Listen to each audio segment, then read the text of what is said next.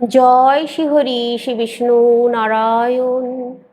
আজকের বিষয় খুব সুন্দর গুরুত্বপূর্ণ বিষয়। যারা সকাল সকাল ঝাঁট দেন তারা ভালো করে শুনুন। আজকে ঝাঁটার বিষয়ে আপনাদেরকে বলবো, খুব ভালো ভালো তথ্য থাকবে। তাই বলছি, প্রথম থেকে শেষ পর্যন্ত সঙ্গে থাকুন। একটা লাইক অবশ্যই দিন, অনেক উপকার পাবেন। দেখুন, আমরা প্রতিটা গৃহেই ঝাঁটা ব্যবহার করি। ঝাঁটা, নারকেল ঝাঁটা, মানে নারকেল পাতা থেকে যে ঝাঁটা হয় সেই ঝাঁটা। আর একটা হয়, সেটা হচ্ছে ফুল ফুল ঝাড়ু। ফুল থেকে তৈরি যে ঝাড়ু সেটা হচ্ছে ফুল ঝাড়ু। তো নারকেল ঝাঁটা যেদিন সেদিন কিনে আনতে নেই, বা এই যে ফুল ঝাড়ু আমরা কিনি ওটাও তো ঝাঁটাই, আমরা ঝাঁটার মতোই ব্যবহার করি, ঘরদোর পরিষ্কার করি। তাই এই ঝাঁটাও যেদিন সেদিন কিনতে নেই। অনেকেই বলেন যে এটা তো ফুল ঝাড়ু, কেনা যায়। কিন্তু আমি বলি, এটা তো ঝাড় দেওয়ার জন্যই কেনা হচ্ছে, তাহলে এটা ঝাঁটাই তো। তাই যে কোনো ঝাঁটাই হোক না কেন, এই দিনগুলোই কিনবেন না। প্রথমে আপনাদেরকে সেটাই বলি। যেমন ধরুন, শনিবার, মঙ্গলবার, বৃহস্পতিবার ভুলেও কোনো দিন ঝাঁটা কিনবেন না। এমনকি রবিবারেও ঝাঁটা কিনতে নেই। রবিবারে ঝাঁটা কিনতে নেই। স্বয়ং সূর্য দেবতা, সূর্য নারায়ণ যদি রুষ্ট হয়ে যান, তাহলে গৃহে কোনো দিনও সুখ শান্তি আসবে না। তাই অনেকেই আছেন রবিবার দিন ঝাঁটা কিনে নিয়ে আসেন, তারা জানে না। তারা হয়তো জানে যে শনিবার, মঙ্গলবার, বৃহস্পতিবার কিনতে নেই, কিন্তু রবিবার কেন কিনতে নেই? রবিবার ভুলেও ঝাঁটা কিনবেন না। গৃহ জ্বলে পুড়ে যাবে, আপনারা সূর্য নারায়ণের রোষে পড়ে যাবেন। তাই বলছি, রবিবারও ঝাঁটা কিনবেন না। রবিবারে বাঁশের তৈরি কোনো জিনিস রবিবারে কিনবেন না। তো এবার আপনাদেরকে বলি, এই যে ঝাঁট দেন আপনারা, সন্ধ্যার সময় কখনো ভুলেও ঝাঁট দিতে নেই। সন্ধ্যার সময় যদি আপনার বাড়ি অপরিচ্ছন্ন হয়ে যায়, আপনারা মুছে নেবেন, কখনো ঝাঁটা ধরবেন না। ঝাঁটাকে কখনো শুইয়ে মানে রাখবেন, কিন্তু উল্টো করে রাখবেন না। আপনার গৃহের দিকে ঝাঁটার মুখটা থাকবে, বাইরের দিকে ঝাঁটার পিছনটা থাকবে, সেইভাবে রাখবেন। ঝাঁটাকে একটু লুকিয়ে রাখবেন। যেই ঝাঁটায় আপনারা ঝাঁট দেন, সেই ঝাঁটাটা একটু লুকিয়ে রাখার ব্যবস্থা করবেন। সকালে ঘুম থেকে উঠেই ঝাঁটার দর্শন করলে সারা দিনটা খারাপ যাবে। কিন্তু অনেকেই বলেন যে সকালবেলা উঠে কাউকে ঝাঁট দিতে দেখা সেটা কিন্তু শুভ। সেটা আমিও আপনাদেরকে বলছি, সেটা শুভ। দেখুন, ঝাঁটার ব্যবহার যদি সঠিকভাবে গৃহে করা হয়, তাহলে গৃহ খুব মঙ্গলময় হয়। গৃহের যদি কোনো দোষ ত্রুটি থেকে থাকে, যেমন ধরুন রাহু দোষ, কেতু দোষ, এই দোষগুলোও কিন্তু কেটে যায় সঠিকভাবে ঝাঁটার প্রয়োগ করতে পারলে। ঝাঁট দেওয়া শুরু করতে হয় ঈশান কোণ থেকে, আর শেষ করতে হয় পশ্চিমে গিয়ে। আপনার বাড়ির যে দিকটা ঈশান কোণ, সেই দিক থেকে ঝাঁট দেওয়া শুরু করে পশ্চিম দিকে শেষ করুন, সব থেকে শুভ।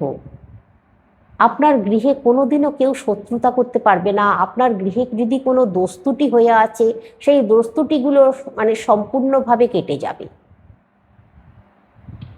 কেউ খেতে বসলে তখন ঝাঁটা দিতে নেই, ঝাঁটা ধরতে নেই।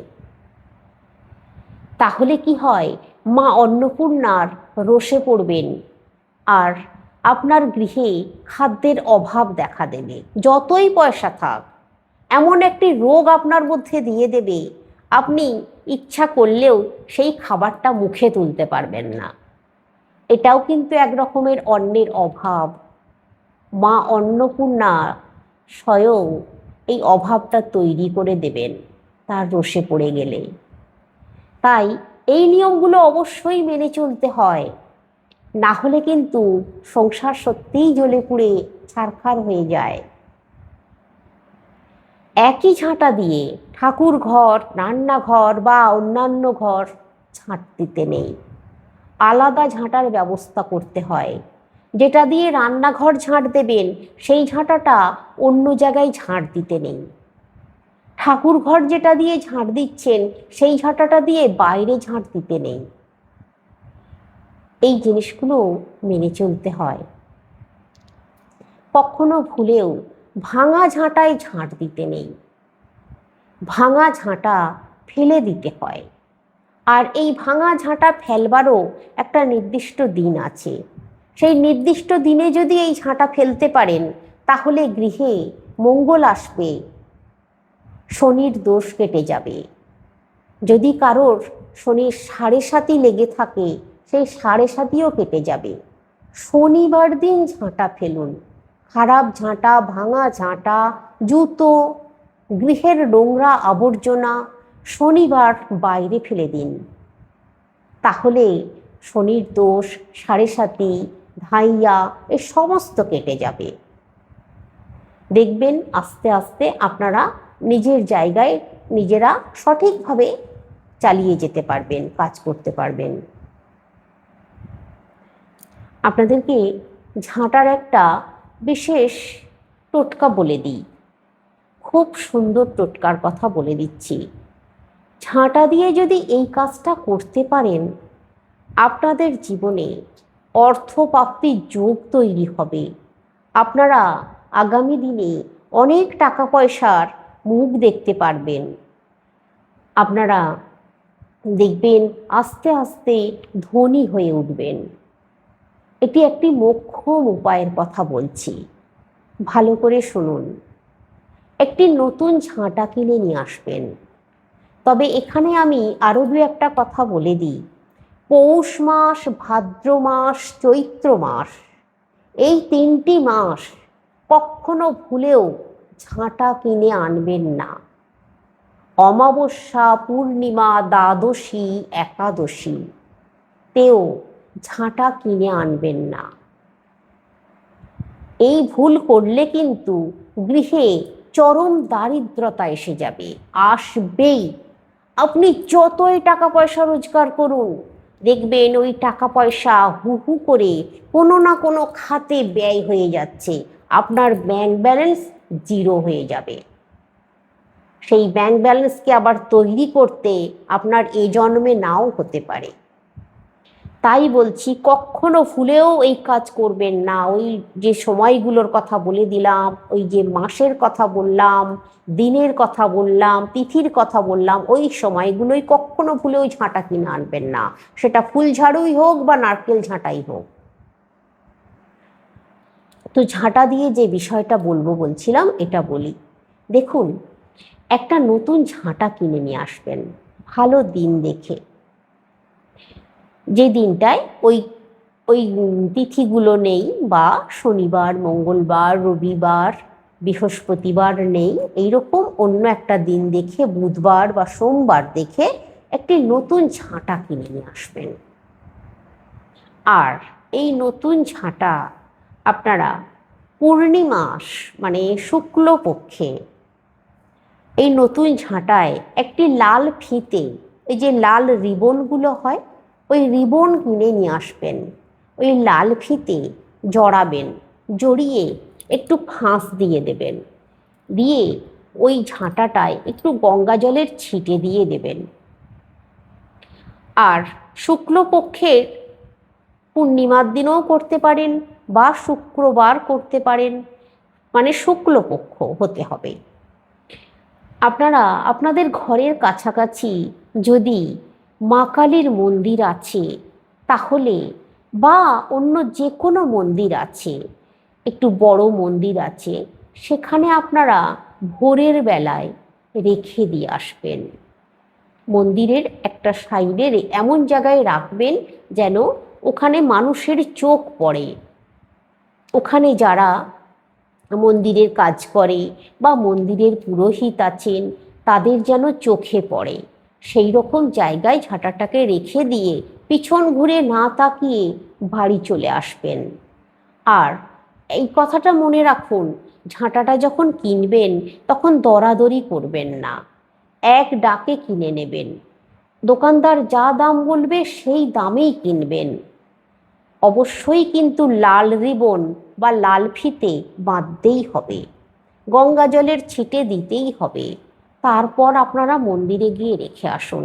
শুধু এই কাজটা করুন, তারপরে দেখবেন আপনার গৃহে কিছুদিনের মধ্যেই, সপ্তাহ না ঘুরতে ঘুরতেই আপনার গৃহে উন্নতি হবে, মঙ্গল হবে।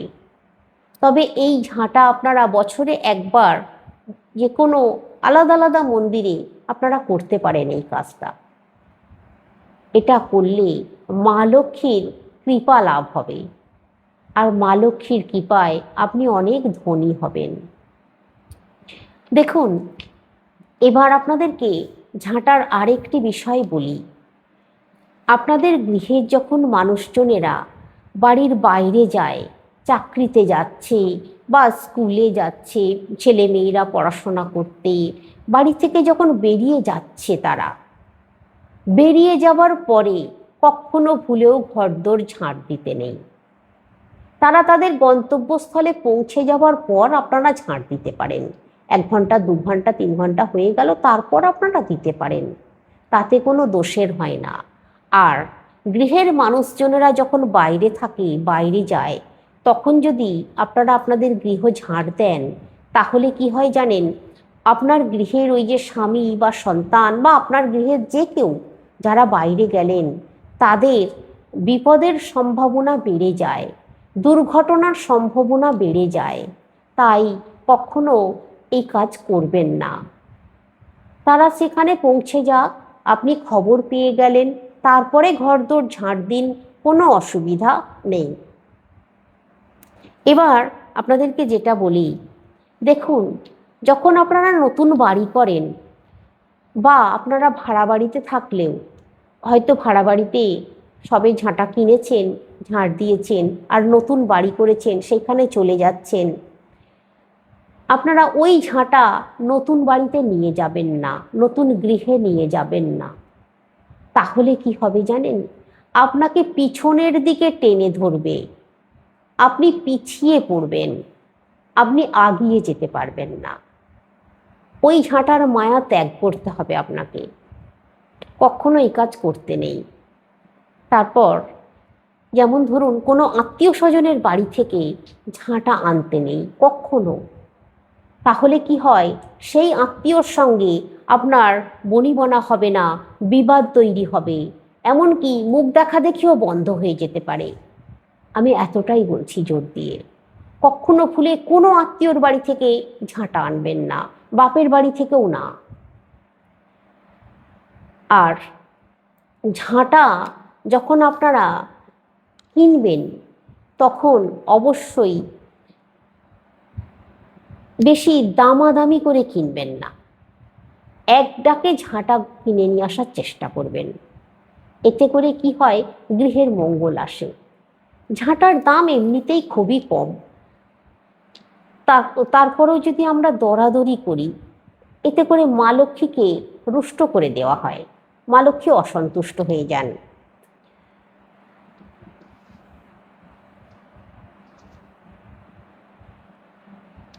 তারপর নিজের গৃহের ঝাঁটা অন্য কাউকে দিতে নেই। ধরুন, আপনি আপনার গৃহ ঝাঁট দেন যে ঝাঁটা দিয়ে, বা আপনার হয়তো নতুন ঝাঁটা গৃহে কিনে এনেছেন, আপনার পাশাপাশি আপনার প্রতিবেশী হতে পারে, আপনার জ্ঞাতি হতে পারে, মানে আপনার বাড়িরই কেউ হতে পারে, হয়তো আপনাদের হাঁড়ি আলাদা কিন্তু একই জায়গায় একই ছাদের নিচে বসবাস করেন, সেক্ষেত্রেও ঝাঁটা, নিজের ব্যবহৃত ঝাঁটা দেবেন না। বা নিজের কিনে আনা ঝাঁটা দেবেন না। তার যদি প্রয়োজন হয় আপনি দোকান থেকে কিনে তাকে দিতে পারেন, কিন্তু নিজের ব্যবহার করা ঝাঁটা, নিজের ব্যবহার করার জন্য কিনে আনা ঝাঁটা দেবেন না। এটাও কিন্তু খুব অমঙ্গল আসে গৃহে, স্বামী সন্তানের উপরে এর এফেক্টটা পড়ে, আর দেখবেন তাদের খুব ক্ষতি হয়, তারা উন্নতি করতে পারবে না।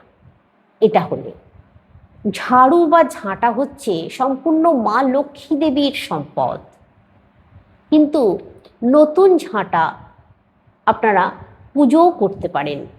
যেই ঝাঁটাটা দিয়ে আপনারা ঠাকুর ঘর ঝাঁট দেবেন, সেই ঝাঁটাটা আপনারা প্রথমে পুজো করে নিতে পারেন। পুজো মানে আমি বলছি আপনারা একটু গঙ্গা জলের ছিটে দিয়ে নেবেন, আপনারা এমনকি ফুলও দিতে পারেন মা লক্ষ্মীর নাম নিয়ে। তারপর সেই ঝাঁটাটা দিয়ে ঠাকুর ঘর ঝাঁট দেবেন, দেখবেন গৃহে খুব সুখ আসবে, মঙ্গল আসবে। এই কাজটা আপনারা করতে পারেন। ঝাঁটা দিয়ে কখনো কাউকে মারবেন না, পশু পাখি, এমনকি আমি দেখেছি অনেক বাবা মাকেও ঝাঁটা দিয়ে তার ছেলে মেয়েদেরকে শাসন করে, ঝাঁটা দেখিয়ে ভয় দেখায়, মেরেও দেয় অনেক সময়। কিন্তু জানেন কি, কখনো এই কাজ করতে নেই। ঝাঁটা দিয়ে সন্তানদের গায়ে আঘাত করলে সন্তানের অসুখ করে, আর সন্তান রোগা হয়ে যায়, জরাজীর্ণ হয়ে যায়, সন্তানের উন্নতিতে বাধা আসে, সন্তান ভালো করে পড়াশোনাও করতে পারবে না, তার বুদ্ধি ক্ষয় হয়, তার ব্রেনের ওপরে এফেক্ট আসে। তাই কখনো ঝাঁটা স্পর্শ করতে নেই সন্তানদের গায়ে, বা যে কেউ কারোর গায়ে। ঝাঁটা দিয়ে কখনো কাউকে মারবো এই ভাবনা মাথার মধ্যে আনতে নেই, ভুলেও কখনো না। আজকে ঝাঁটা নিয়ে অনেক কথা আপনাদেরকে বলে দিলাম। আমি জানি হয়তো অনেকের আমার উপরে রাগ হচ্ছে, আবার অনেকেই ভাবছেন যেগুলো জানতাম না সত্যিই জানলাম। তো যার যেমন লাগছে অবশ্যই কমেন্টে আমাকে জানান। আজকে আসছি।